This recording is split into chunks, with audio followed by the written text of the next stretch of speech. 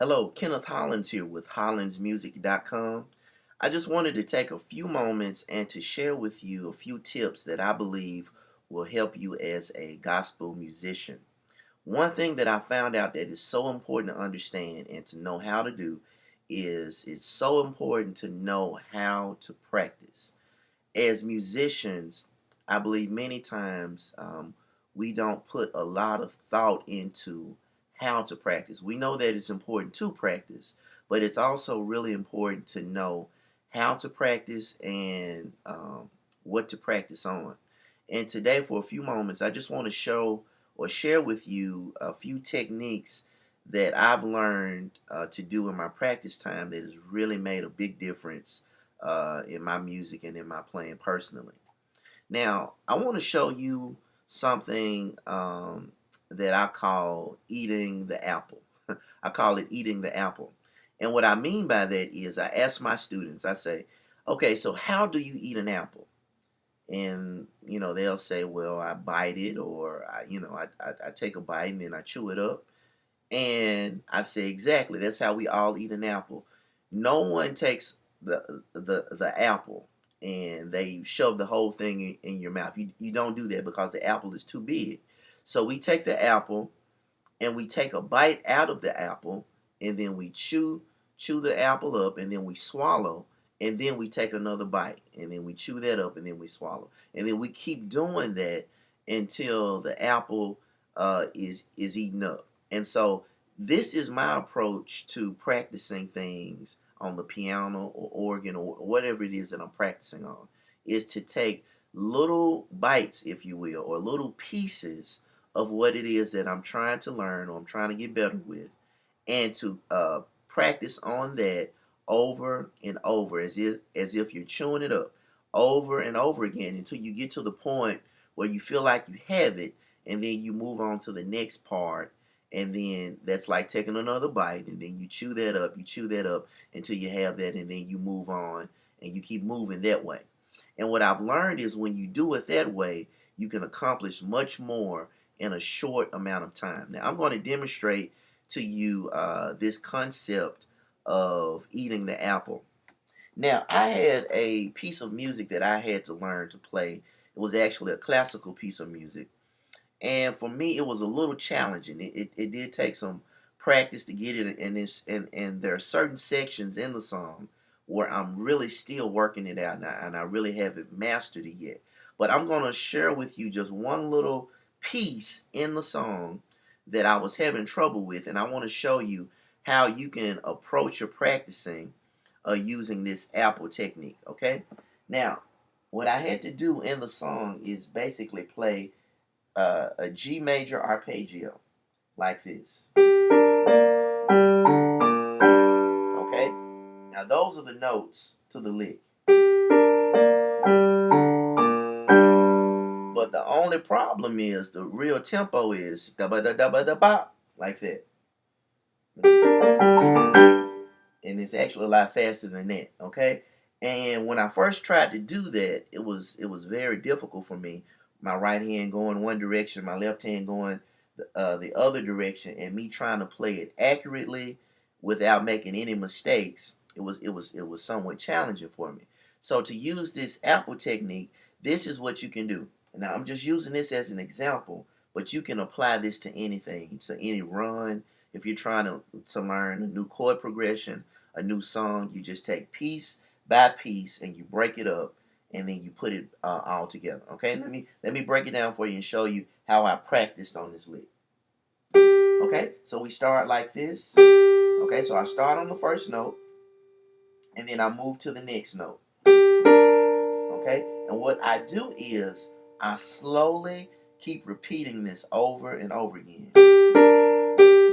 Okay, that's pretty simple. Okay, so now I feel comfortable with that. Now I'm going to add a little bit more. Okay, and the key to it is to slowly to keep repeating it over and over again slowly.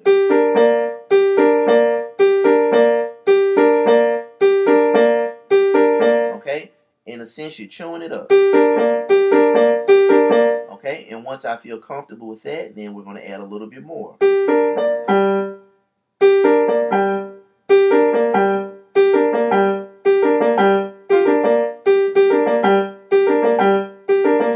Okay, it was a little fumble at the top. And the key to it is just to keep doing it until you get to the point where it becomes muscle memory. Or in other words, you've given your brain or your mind enough time to really take in what it is that you're trying to do. And it's, in a sense, it remembers, and your muscles and your fingers and hands and everything, they help you to play what it is you're trying to play because you keep repeating it over and over again. Okay? Okay? I'm making little mistakes. But if I keep repeating it over and over again, it's going to get cleaner and cleaner and more accurate. Okay, let's try to add another note. Uh-oh. Okay.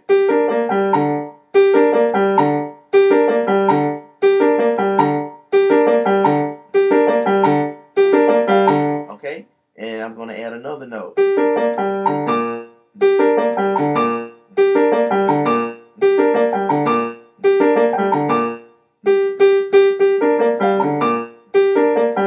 Now, if I'm still making little mistakes, I'm missing a note here and there, I'll probably need to slow it back down and keep repeating it slowly until I can do it perfectly.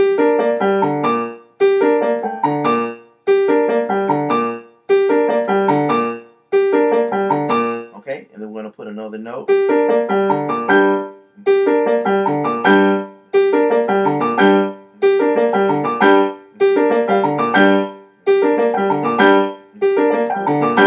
Okay, that's a lot cleaner than when I first tried to do it, and that took me just a couple of minutes.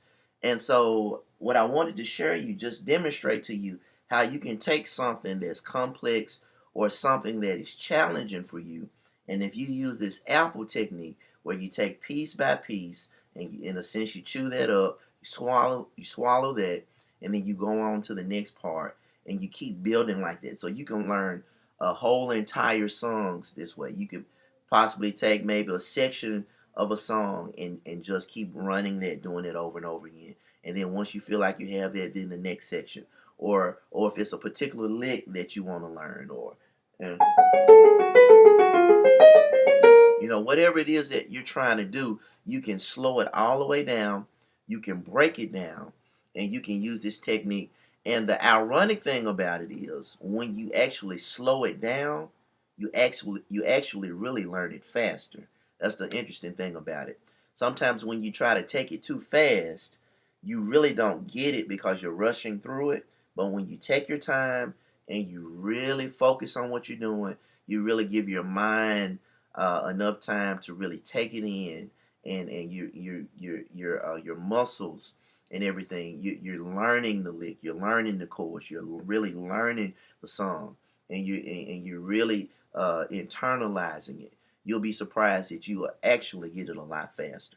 So I would encourage you to try this Apple technique when you're learning new songs, when you're learning new chords, when you're learning new progressions, when you're learning new licks. To take your time. It's very important to be patient and to take your time and really learn what it is that you're doing. Really get it solid. Make sure that it's real strong. Make sure that you really are executing it with excellence.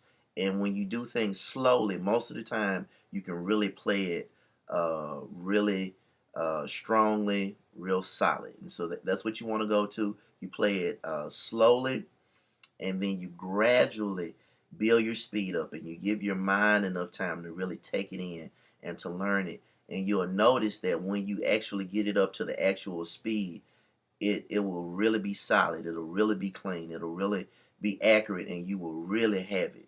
Okay? So I just wanted to share that with you. I hope you enjoyed that. I hope that's something that will help you in your music and to develop and grow. You can always stop by hollandsmusic.com, visit our blog. We have several resources that I believe will be a tremendous help to you in your playing. Thank you so much. And remember, HMPI, we're serving gospel musicians all over the world.